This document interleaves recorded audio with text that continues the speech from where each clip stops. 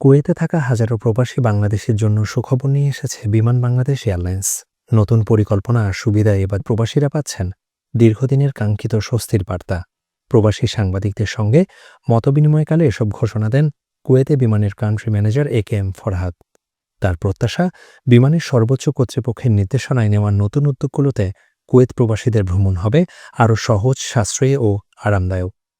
আমাদের managing director sir এবং আমাদের ডিরেক্টর মার্কেটিং সেলস স্যারের সার্বিক তত্ত্বাবধানে আমাদের সেলসকে কীভাবে ডেভেলপমেন্ট করা যায়, আমাদের সেবার মানকে বৃদ্ধি করা যায়, এই বিষয়ে আমরা চেষ্টা করছি।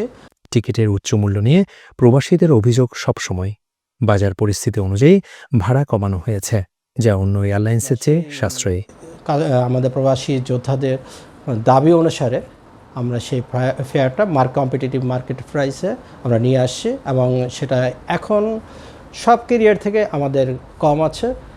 প্রবাসীদের জন্য চালু হয়েছে নতুন গালফ ক্লাস।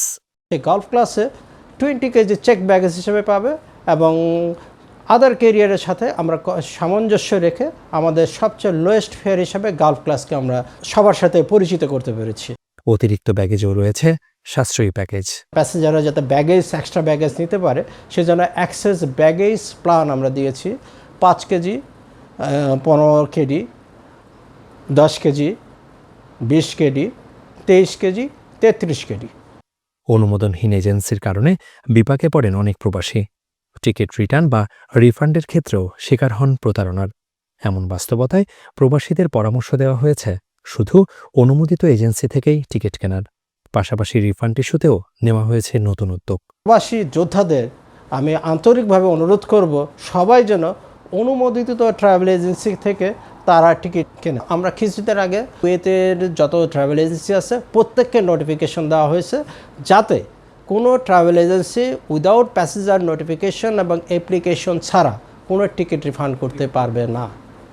এবং যদি কোনো কারণে এই ধরনের নিয়মের ব্যত্যয় ঘটে থাকে তাদের বিরুদ্ধে আমরা প্রচলিত নিয়ম মোতাবেক ব্যবস্থা গ্রহণ করব। পরিবার প্রবীণ মহিলা ও শিশু যাত্রীদের জন্য কুয়েতে চালু হবে বিশেষ চেক ইন কাউন্টার, যাতে তারা ভ্রমণ করতে পারেন আরও সহজে ও স্বাচ্ছন্দ্যে।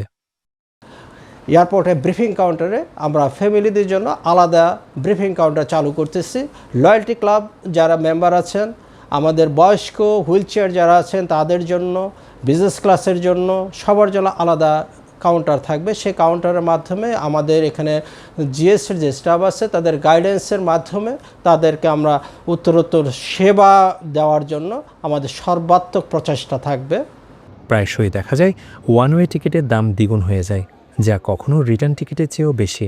এ নিয়ে কান্ট্রি ম্যানেজারের পরামর্শ, সবচেয়ে সাশ্রয়ী হবে রাউন্ড ট্রিপ টিকিট কেনা। প্রয়োজনে তারিখ পরিবর্তন করলেও এটি হবে ভালো সমাধান। আমরা গালফ ক্লাসে 35 কেডি করেছি এবং রিটার্ন 60 কেডি। আমি প্রত্যেক প্রবাসী ভাইদেরকে বলবো তারা যেন এখান থেকে রিটার্ন টিকিট কেটে যায় এবং রিটার্ন টিকিট কাটলে পরে এই যে সমস্যা ওয়ানের যে সমস্যাটা থেকে থাকে ঢাকা থেকে কুয়েতে, সে সমস্যাটা থাকবে না বলেই আমি আশাবাদ। প্রবাসীদের দীর্ঘদিনের দাবির প্রেক্ষিতে এখন মাত্র 3 ঘন্টার কানেকশনে পৌঁছানো যাবে চট্টগ্রামে। আর যাত্রী সংখ্যা বাড়লেই চালু হবে সরাসরি ফ্লাইট।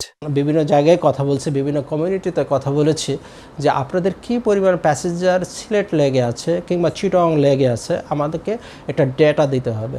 আমরা ডেটার উপর কাজ করব এবং কমিউনিটিকে বলছি yes you can do that, আপনি আমাকে প্যাসেঞ্জার দেন, আমরা চিটং ফ্লাইটের জন্য এটা ব্যবস্থা ম্যানেজমেন্ট বিবেচনা করতে পারে। মতবিনিময়কালে স্টেশন ম্যানেজার মোহাম্মদ শাহজাহান বিমানের ইতিবাচক সেবার দিকগুলো তুলে ধরেন।